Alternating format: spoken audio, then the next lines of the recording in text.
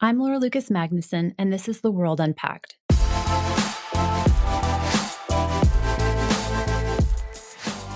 You'd be forgiven for asking, what is going on with the AstraZeneca vaccine in Europe? In January, there were bitter words about delays in its supply. There was an insistence that the EU would act as one on vaccines. Then in February, it became clear many AstraZeneca doses in the EU were yet to be used. And now in March, some EU countries, including France and Germany, have acted on their own and suspended its use. And the government has warned the European Union that any attempt to block the export of coronavirus vaccines to the UK would be counterproductive. The defence comes down to this.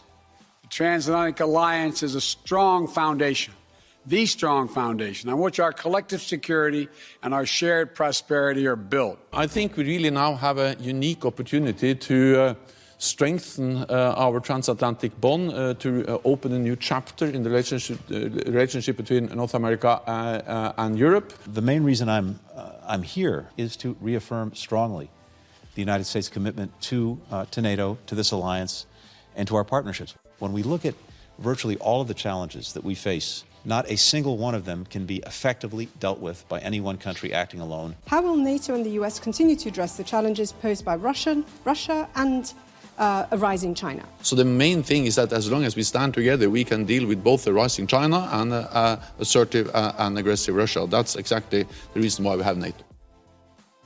After an anguishing start to the coronavirus pandemic that saw one of its early epicenters in Italy, Europe's response to the pandemic was an opportunity to rally around creating a massive recovery fund for the continent and promising to support recoveries in the global south.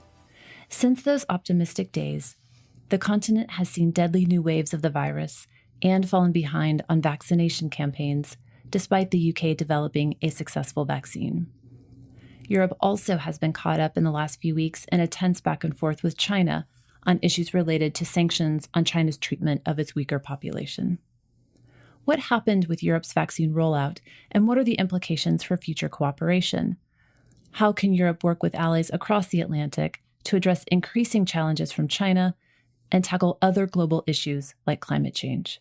Here to answer these questions is Rosa Balfour, the director of Carnegie Europe in Brussels. Welcome, Rosa. Hi, Laura.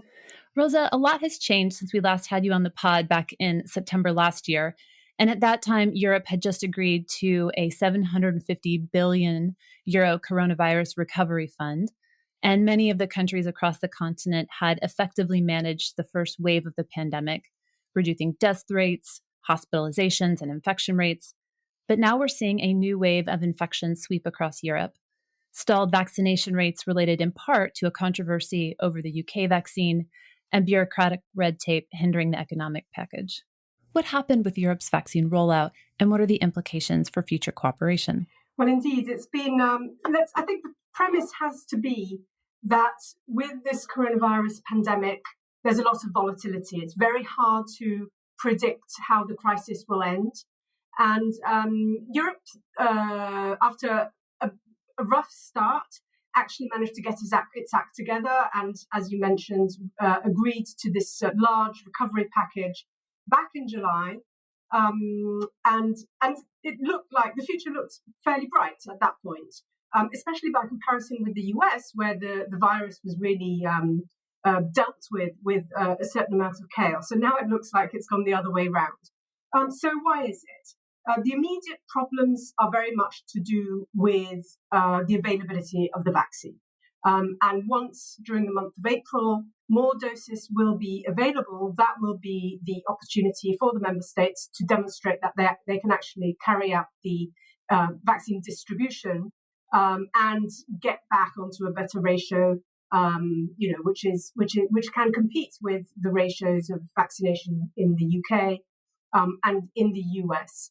But it also shows some of the weaknesses of the European Union project.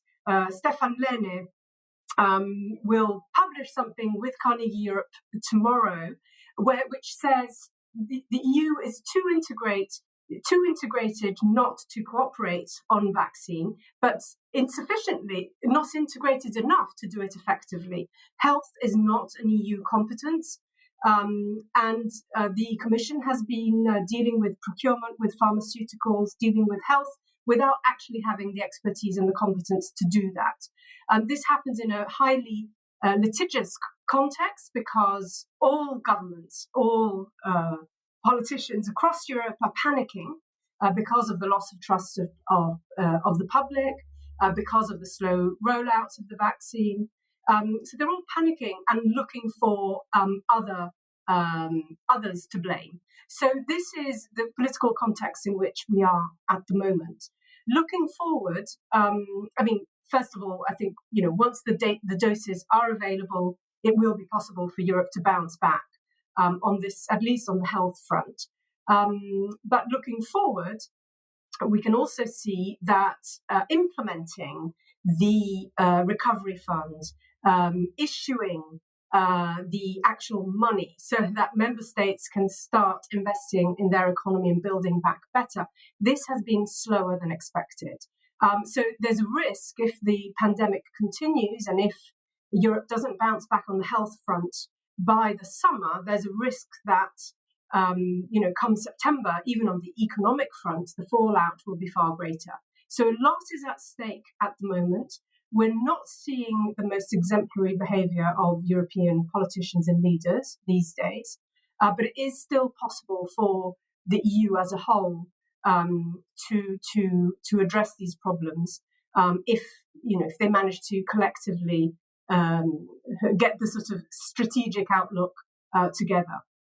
But it is a difficult moment for the EU, that's for sure. Yeah, it's been challenging to say the least. You mentioned the ratios of vaccination. So the U.S. and the U.K. have administered about 37 and 45 vaccine doses per 100 people, respectively, compared to about 13 in the EU. What explains the UK's speed compared to the EU? And especially in a post-Brexit world, how are the Europeans viewing the UK's relative success? Well, that's the thing.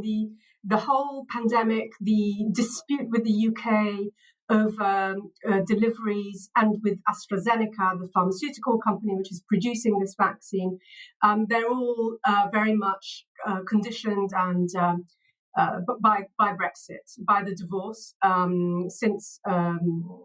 which happened in the middle of this pandemic, and the relationship has been bitter, to say the least.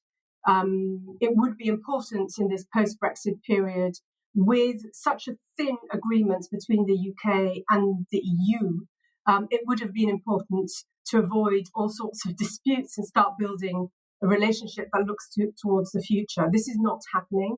And in fact, there have been several diplomatic spats to the extent that the UK does not recognise the EU ambassador to the UK and vice versa as a consequence. So the relationship, at the moment, the relationship is in a bad place.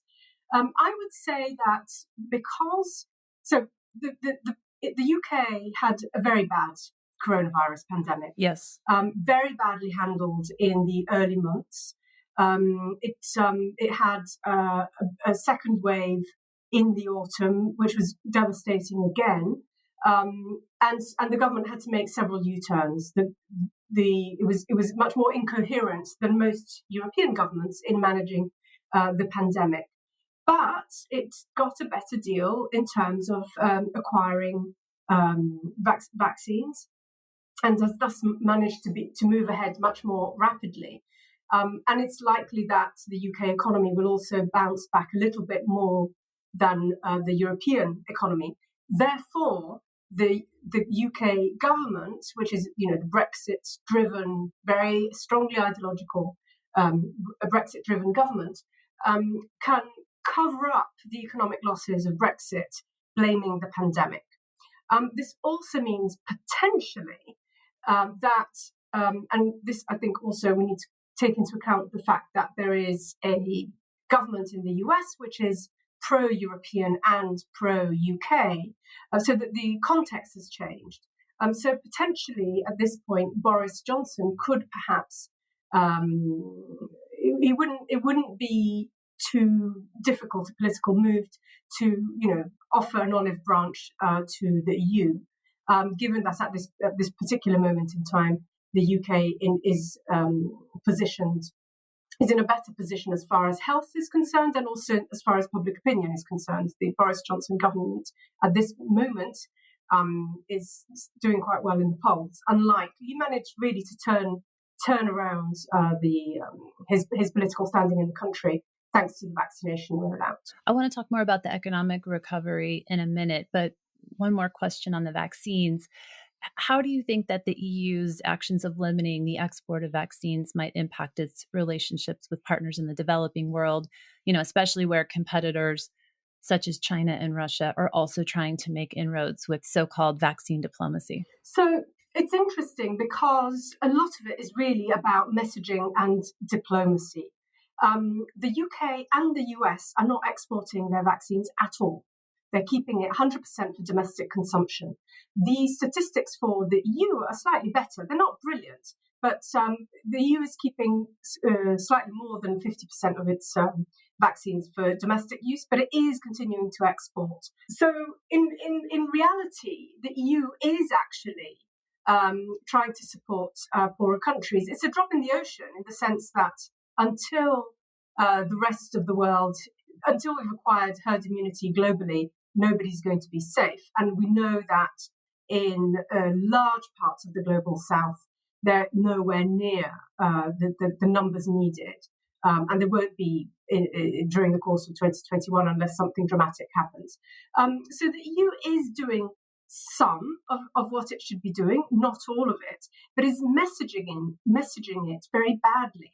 So the spat over AstraZeneca, for instance, and the smear campaign against AstraZeneca, which was really based on quite irrational, panicked motivations, has had a devastating impact in those countries, poorer countries, which have had to acquire AstraZeneca because AstraZeneca is the cheapest vaccination. If the smear campaign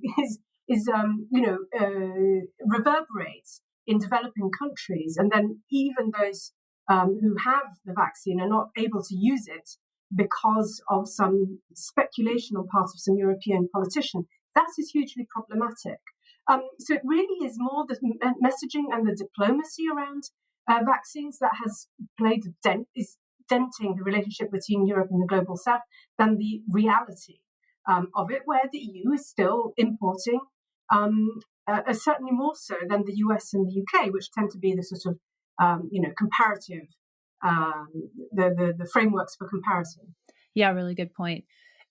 Going back to the economic recovery, sort of where does that piece stand now? And what do you think it will take for European leaders to work together to get the virus under control and propel, the continent itself toward a path of recovery?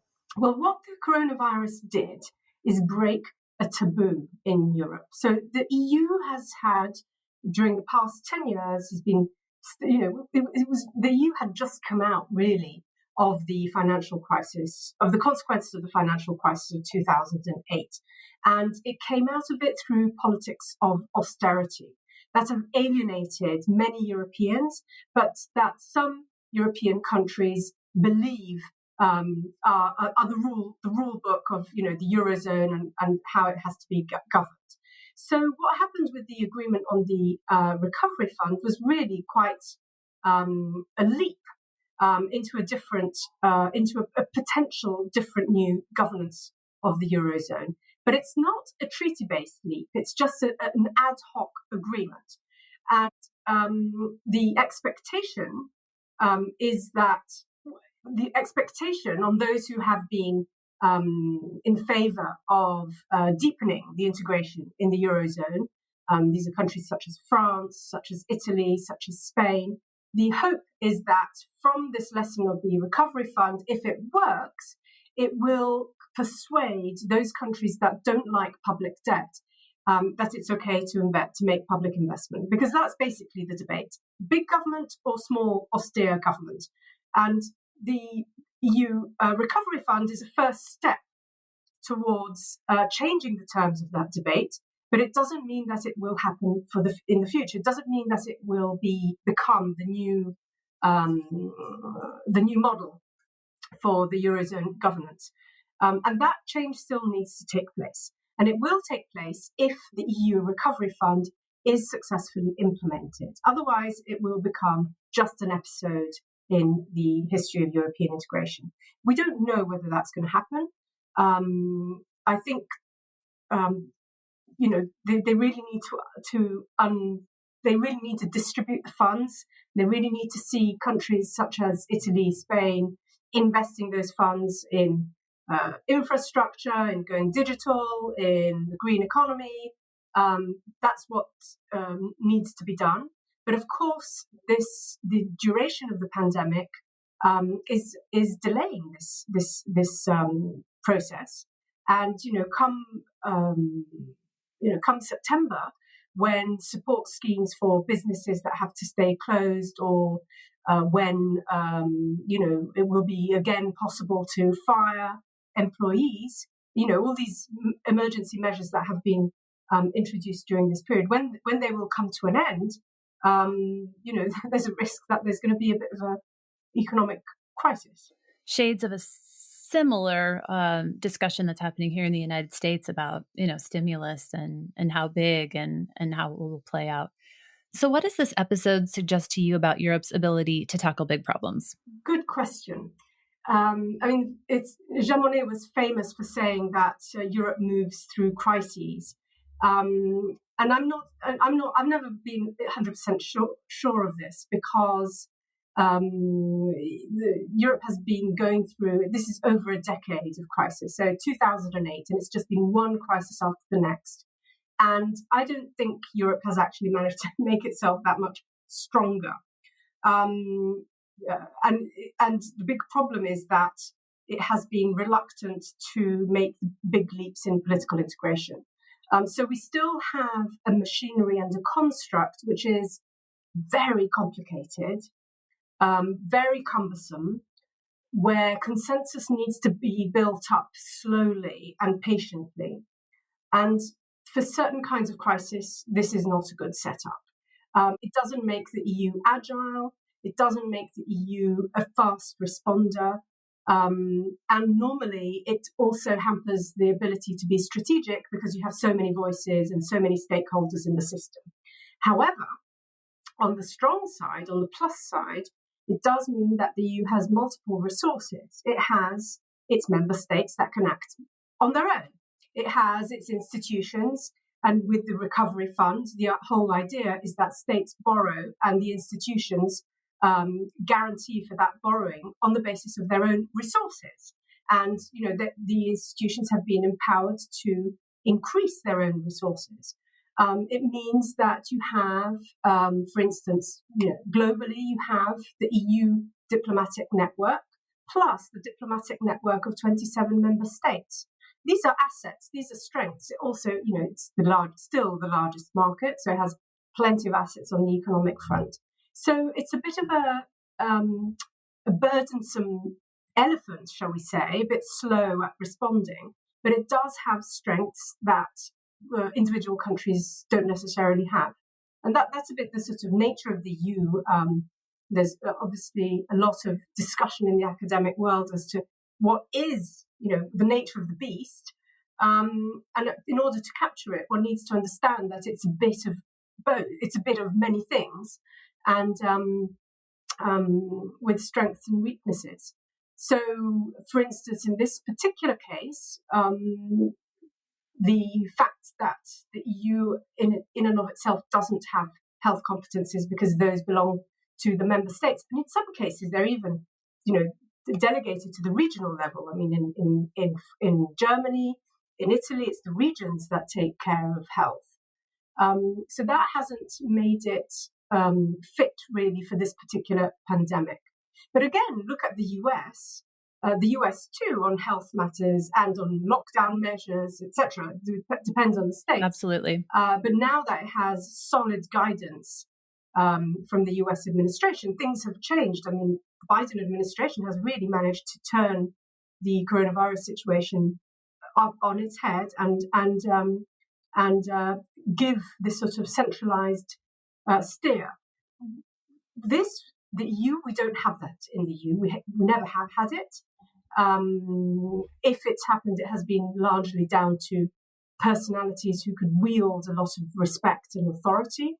But the institutional architecture of the EU remains without a strong leadership. And we'll be right back to talk more about the EU's changing relationships with China and the United States.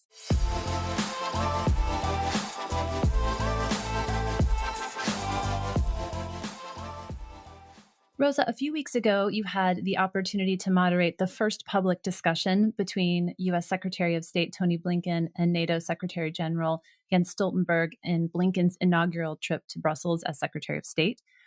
How did the discussion line up with expectations about what the transatlantic alliance writ large, meaning both formal and informal, can achieve and where its priorities are? Well, I have to say, these are, two very personal observations.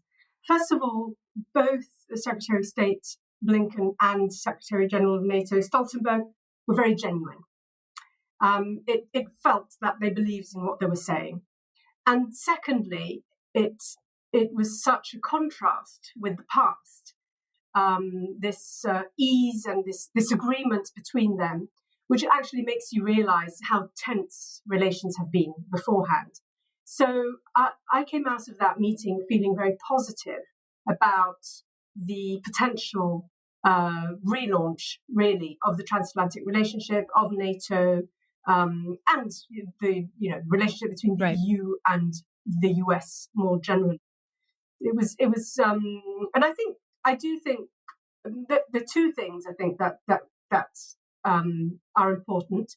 The first is that Secretary of State Blinken underlines repeatedly that the US is willing to listen. And I think that was a very important message for Europeans. They felt that at that point it was possible to start the conversation again. And I don't think they had felt it before in the same way. And of course, President Biden also participated in the European Council meeting virtually. But this insistence on wanting to listen to allies, I think, came down very well with European political leaders here. And the second, the insistence on the US's side on the need for alliances.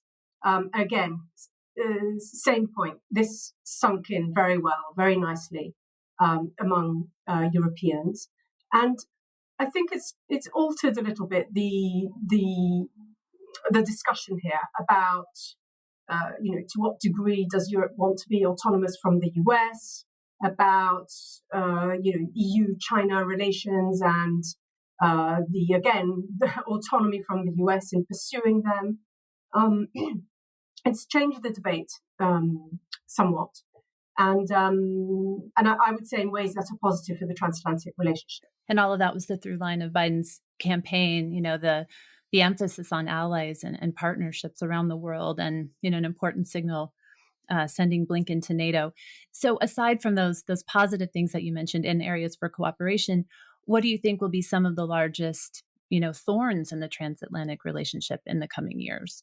I think most European political leaders have been quite slow in recognizing or acknowledging that China wasn't what they thought it was. They thought it was a rising power that could be integrated into the global economy and somehow reined in through multilateralism, and that China would not act in an aggressive way as it has been recently. So Europeans were really quite taken by surprise when China retaliated on sanctions against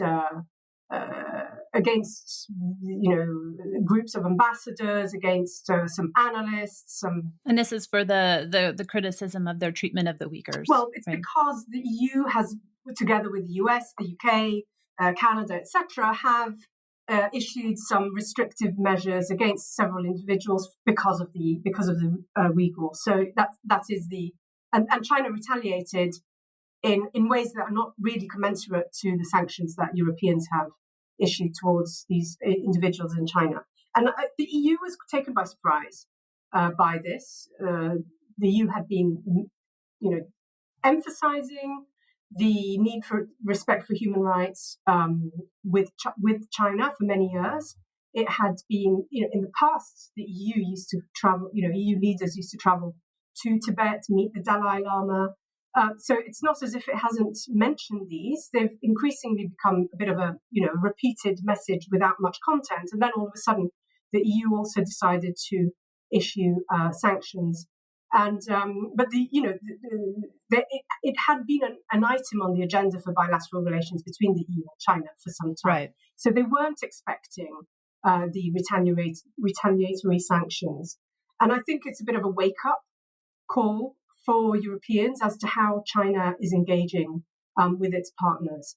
Couple that with the mask diplomacy, with the vaccine diplomacy, with an increasingly aggressive stance in Asia, and of course with pressure from the US that Europeans align themselves a bit more firmly with the US against China. These are all big challenges. Now, the EU will probably not see the rise of China in such in terms of such an existential threat as the US does, but it doesn't want an escalation of tension. So I think the EU will try and position itself in such a way to attempt to de-escalate. The second point that is important for the EU is to engage with China on climate talks, and I think the EU will try to keep that door open and perhaps be a bit of a go-between Washington and Beijing on the climate front, where the EU already has a certain degree of leadership. So these are areas where the EU can perhaps actually be quite helpful for the US administration, but also where it might not see eye to eye with the US. And China is probably the biggest and greatest challenge. There are, of course, other areas as well. Technology, taxation, a few trade issues, which are complicated. Here again, I mean, there are two trends. On the one hand, there are very different approaches in the EU and in the US towards, for instance, technology. The US has a much more market-based model and the EU has a much more regulatory model. But on the other hand, I also see the debate changing in the US. I mean, now there's talk about, global taxation for great companies. Right. So these are moving issues where it's not just how Europeans position themselves, it's also how the US will change. But what will be important would be to talk about these issues in the context of the relationship between the US and the EU. And on China, as you said, the EU can be both sort of partner, but it has its own interests. How would you define the EU's interest in China aside from it as sort of a trade partner, which you said had been sort of the previous approach? Yeah, I mean, the problem in defining the EU's interests is that it's never quite clear what it is altogether. So for Germany, China is a great trade partner. China buys a lot of German stuff. For other countries, China has been an investor. For instance, and again, let's go back to the Eurozone crisis, the poorer and more peripheral countries that were badly hit by the Eurozone crisis were Greece, Cyprus, Portugal. These are countries where China has been making infrastructural investments that nobody else has been doing. So they have, these countries have benefited at a time of great economic and financial distress from Chinese investments. And in some cases, it appears that China wants, payback time and, asks maybe member states to vote against sanctions, for instance, in the context of, human rights conversations. And this has happened. So for these reasons, so you don't have a unique interest with respect to China in the EU. You have differentiated interests. But also, different viewpoints as to what the role of China is. This makes it very difficult to build up a common position on China. I mean, I would expect, so many people were very surprised. At the end of 2020, the EU negotiated a comprehensive agreement on investments with China to the displeasure of the incoming administration in the US. Yes, very interestingly timed. Yeah, exactly. And then, 2 months later, it's issuing sanctions against some Chinese officials. And that might seem a little bit schizophrenic. So the point is that because you have these different interests, there are times when a certain group of interests prevails, and in this case, the comprehensive agreement on investments was very much demanded by Germany and German private sector. And then in other cases, you have the sort of human rights defenders in the EU, Baltic states, the Netherlands, Ireland, those that have, invested more heavily on international human rights. They build the pressure to get sanctions on, and it's always this. In the EU, everything is always negotiated, and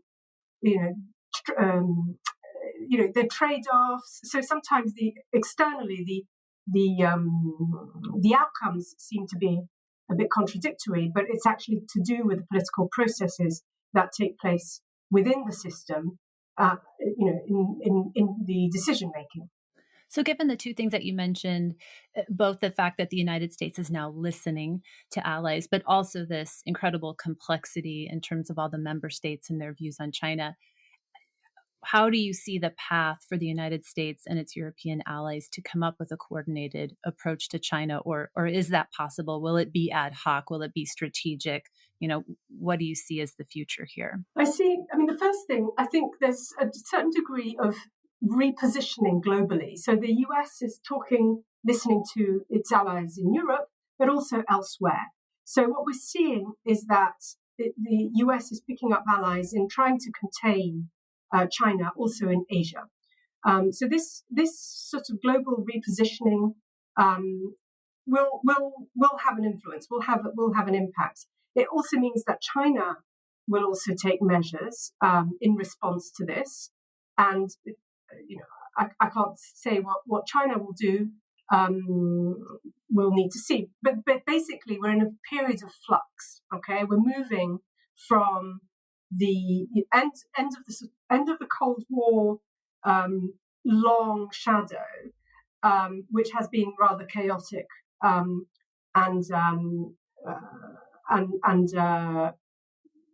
chaotic I think is the right word. And we're moving towards something else. We don't really know what that else will be. It won't be multilateralism as we know it, but it will be a place where other countries such as India, Japan, Australia, South Korea will play a bigger role. And it is to be hoped that the global South will be included in this. But of course, we also need to factor in the post-pandemic recovery of the global South, which is going to be very difficult. It's going to be and might take some time. So that's one trend, which means that rather than imagining alliances as stable, we should imagine them a little bit more in flux. So the transatlantic relationship we know is solid, but it's likely to be activated. It's likely to be accompanied by other more fluid alliances, depending on the issues at stake. And so, with respect to the US, the EU, and China, I see that the climate conversation will continue, and that the US and the EU can be aligned. On other issues, they might have to beg to differ, but they need to manage the sort of cohabitation in the transatlantic relationship. And then the US, as it has been doing, will invest also in its relationships in other parts of the world, and so will the EU. The EU is, beginning to look at designing an Indo-Pacific strategy, for instance. It wants to reach out much more heavily and on a different basis with respect to Africa. So we're going to see more fluidity and differentiation in the international context. With NATO remains the most important security alliance globally. There's no equivalent elsewhere. And then perhaps an agreement between the US and the EU of a slightly different division of labour. We'll be back in a moment to discuss the future of the EU and the bloc's changing identity.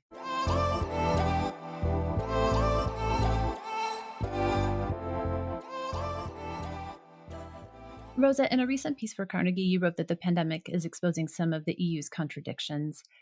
You also talked about the dangers of promoting a, quote, European civilization. And the idea of one pan-European political and social identity is a question that has challenged Europe for some time. We've seen occasional spats between Turkey and France, for instance. It has also come up in the context of the European reaction to the important Black Lives Matter movement, which we talked about the last time you were on the podcast. What's behind this idea of European civilization, and how has the pandemic affected perceptions of a common Europe? So there's always been this strong quest to give this strange animal that we talked about, the EU, a sense of identity, so that citizens and the public could have a sense of loyalty towards the organisation, and it's never really taken off. This idea has never taken off. Whenever there are plenty of academic debates, intellectual debates about where Europe begins and where it ends, and what the history is and how to define it. And recently, and I have to say, I do think it is because of the Trump years that this debate has accelerated in the EU. There's been a lot more talk about the EU becoming more autonomous from a strategic point of view, building its identity. And of these contributions, which are very interesting, the French president, Emmanuel Macron, has been really the most articulate. And he frames the discussion in civilizational terms. He says, the European civilization is at risk because of geopolitical rivalries, because of demography, and therefore we need to build one. And to be honest, this was what motivated me to say, no, this is not what the EU ought to be about. The EU is a civic project. It's about governance, really. It's not necessarily about building identities. All the more that if one seeks to find some kind of linear evolution of the European idea, rooting it in the Enlightenment, which is what Macron does, you're actually excluding a whole part of European history, which is absolutely critical to what we are now. One is the history of empire, and how much Europe's wealth is actually built on the foundations of empire and exploitation of the global south. And the second is the history of immigration. Europe is a multicultural society. And it's a multicultural, the EU is a multicultural society, but not just because it has 27 member states, but because each society is built upon decades and centuries of immigration towards Europe, which make it such a lively environment, not to the same degree as the United States, which is a country of immigration, but still important. There are important cultures, languages, religions, ethnicities represented in Europe. So if you try to, and I can understand politically the need to build some loyalty towards the EU and to think in European-wide terms and not just in national terms. I can understand that need, but to build it upon an idea of a civilization that has linearly grown since the Enlightenment, embracing the principles of democracy and human rights, that's not really that's not really a reflection of the true history of Europe. What one can say is that the EU and its member states have embraced a set of universal principles, such as democracy and human rights, and that the civic loyalty towards these principles is a defining feature of this organization. But it's not about civilization, it's about how we choose to organize our societies. You've mentioned before that Europe's youth is at risk of becoming a so-called lost generation because of the pandemic. As leadership changes over the coming years, is there a risk that young people will grow disillusioned with the ideas of European integration? Yes, there is a risk that the youth will become disenchanted with the European Union as a project. Until a generation ago, the whole raison d'être of the European integration was about peace on the continent.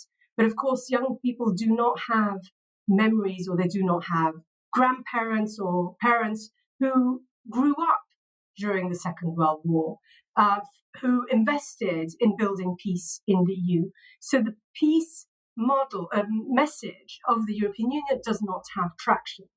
And the European leaders are failing the democracy message of the European Union integration because in some countries, democratic standards are failing dramatically. And now the current leadership is embracing the climate messaging. And this is very important. We've seen the Fridays for Future. We've seen the younger generation. This is something that mobilizes the younger generation. So the leadership of the EU is clinging on to building a climate agenda for the EU, which will resonate with the public. But the problem with the pandemic is that kids have been locked up at home. University students have not been able to lead a normal life socializing on campuses. School students also have had similar challenges. In some countries, schools have been closed for months. And unless we get these younger people out and about, I think the risks that they will be disaffected by politics in general and the EU are very high. And let's not forget, Europe is a continent that is aging. Right. And very often, the short-term strategies of political leaders is to make choices that will get them re-elected. And those who are voting are the older people. And so often the policies are not designed for the young. And then add to this that in addition to the demography of aging, you also have, from some of the poorer countries, a lot of emigration of young people, especially those educated, but not only. So you're seeing massive brain drain from Bulgaria, Romania, but also more affluent countries that don't offer many opportunities for youth. And I'm thinking of Spain, where youth unemployment has actually hit close to 40% with the pandemic, and Italy. So if nobody's designing policies for these people, instead, because of the pandemic, we're locking them up, we're not vaccinating them, then that really is, I think, for those who are between 18 and 25, this really is a time of great loss of opportunity and loss of life, because they can't lead the normal lives that we had the fortune of leading when we went to university. Yeah, it's been such a tremendous year of loss, and it is definitely interesting to think about what this will mean over the long term for the youth you've been talking about, those around the world, and how this entire year will have affected us. Rosa, thank you so much for coming on the podcast today. Thank you, Laura. Till next time. Thank you for listening to The World Unpacked, produced by the Carnegie Endowment for International Peace. We're grateful for your listen and eager for your feedback. We welcome your emails at podcasts@ceip.org. And please rate and review us on iTunes, Spotify, or wherever you get your podcasts. You can find me, Laura Lucas Magnuson, on Twitter @Laura L. Magnuson. These discussions are only made possible by our wonderful team behind the pod. Our audio engineer is Tim Martin, and our executive producer is Maya Krishna Rogers. We'll see you next time.